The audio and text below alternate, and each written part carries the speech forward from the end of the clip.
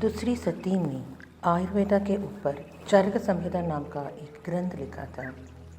ये ग्रंथ में जनपदोध्वंसक नाम का एक अध्याय बताया हुआ है और इसमें ये बताया है कि एक महामारी से ये पूरी जनपद का विनाश कैसे हो जाता है और ये महामारी से जनपद को कैसे सहेजा जा सकता है। राज पांचाल, वर्तमान स्थान गंगा तट, पृष्ठभूमि कांबिल राजधानी।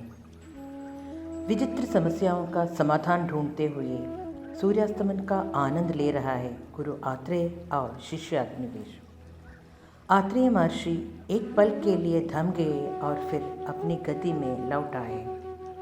शिष्य, नक्षत्र ग्रहगण चंद्र सूर्य अनिला अनलनमार की गति विगति में कुछ दोष होने की संभावना है। ऋतु की विलंब होने का भी संभावना है। गौर से सुनो, ये संकट की चेतावनी है। आने वाले समय में औषधियाँ अपनी मूल्य खो बैठेगी और पौधे भी दुष्ट हो जाएंगे। और अगर ऐसे हो जाता है तो दुनिया भर के एक सारी मनुष्य किसी एक विशेष रोग के कारण अपने जान प्राण खो बैठेंगे। हमें जितना हो सकता है इतनी औषधियों संभाल के रखना चाहिए और उनकी रक्षा करनी चाहिए। समय बहुत प्राचीन है, परंतु आलस करने से ये भूमि जल्द ही भस्म हो जाएगी। अभी जो औषधियाँ मिल रहे हैं वो बहुत कीमती और अनमोल है। इन औषधियों से हम अपनी जान की रक्षा और बाकी लोगों की भी रक्षा कर सकते हैं। ये महामारी के दौरान मृत्यु के जाल में फंसने वाले मनुष्य को बचाना इस औषधियों के बस में ही है।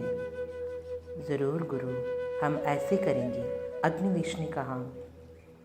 परंतु शिष्य ने पूछा, गुरु, एक अनोखी और इकलौती महामारी विपित्तर का ये रूप जात पात के लोगों को कैसे संक्रमित कर सकते हैं? शिष्य, चाहे ये दुनिया में अलग जात पट, रंग, रूप और धर्म के लोग मौजूद हो, इन सबको जल, वायु, देश और काल ने एक डोर से बांध के रखा है।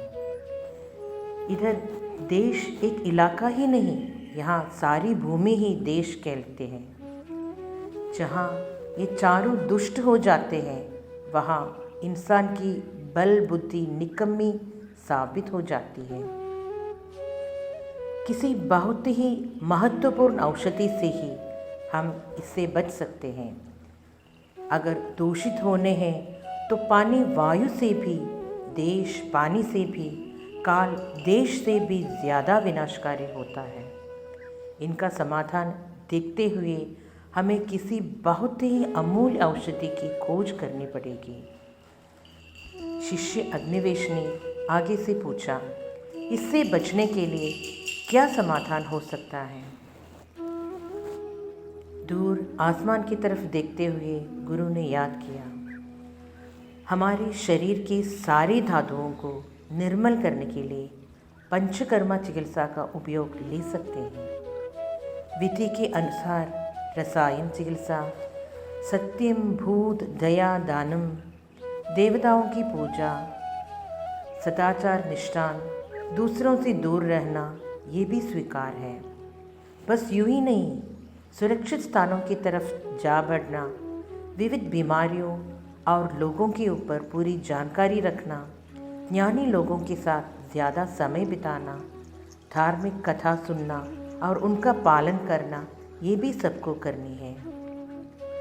शिष्य आगे से कहा, चलो ऐसे ही करेंगे। फिर भी प्रभु, ये भूमि के वायु, जल, देश, काल सब दूषित कैसे प्रकार हो जाते हैं? गुरु शिष्य के सवाल को सुनकर बिल्कुल ही संप्रीत हो गया और खुल गए। शिष्य सुनो, इसकी इकलौती वजह अधर्म है। ये सुनते ही शिष्य हैरान के कांपने लगे। अविवेक से पाप प्रवृत्ति और पाप प्रवृत्ति से पाप और पाप से अधर्म हो जाता है। जब देश, नगर, निगम, जनपद का राज करने वाले गलत रास्ते में चलते हैं तो उनके अनुचर, मंत्री, जन्मी, व्यवसाय सारे अधर्म के रास्ते में चलने लगते हैं। ऐसे करने से ये सारे ही अधर्म के बीज को बो देते हैं। जैसे अधर्म का पेड़ विशाल हो जाता है, वैसे ही धर्म का पौधा मिट्टी के अंदर दब जाता है।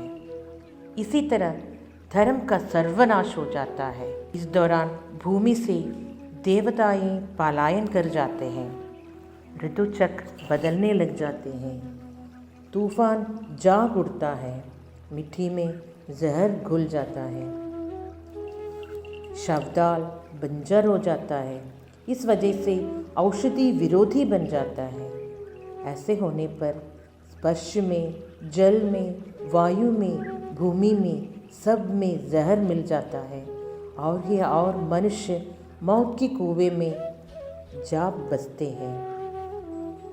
शिष्य अविश्वसनीय रूप से गुरु की ओर देखने लगे। गुरु ने कहा, तुम देख ही रहे हो कैसे मनुष्य हथियारों के नीचे आकर मौत की फांसी पर चढ़ जाता है। इसका भी मुख्य कारण अधर्म ही है। स्वार्थ की वजह से बड़े लोग अपने से कमज़ोर लोगों पर आक्रमण करते हैं और इस दौरान वो खुद भी ख्याल हो जाता है। ऐसे ही दूसरों की हत्या करके अपनी मौत को मौत के कुएं में फेंके वो जनपद का सर्वनाश कर देते हैं। अधर्म का दूसरा कारण है अपनी स्वास्थ्य का ध्यान नहीं रखना।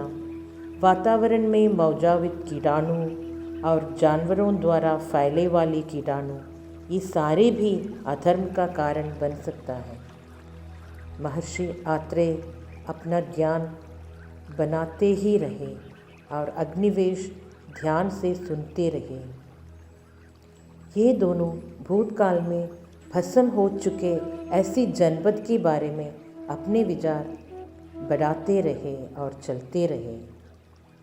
आने वाले कल में होने जा रहे काफ़ी ये हत्यारों जो कि अभी भी पर्दे के पीछे है, इनके बीच में से ये दोनों चलते रहे, इनका सफ़र चलते रहे। समय के साथ साथ ये कहाँ आज इस पल हमारा वक्त, समय के साथ साथ ये कहाँ आज इस पल हमारे तक पहुँच चुकी है।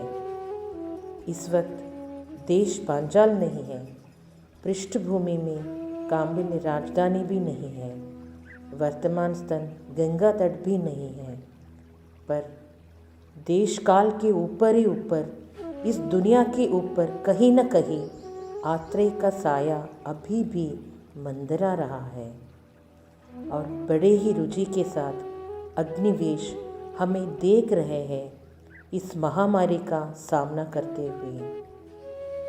वो आज भी बात करते होंगे अधर्म की कथा का। क्या वो सुरीली स्वर आपके कानों तक पहुंच रहे हैं? शांति।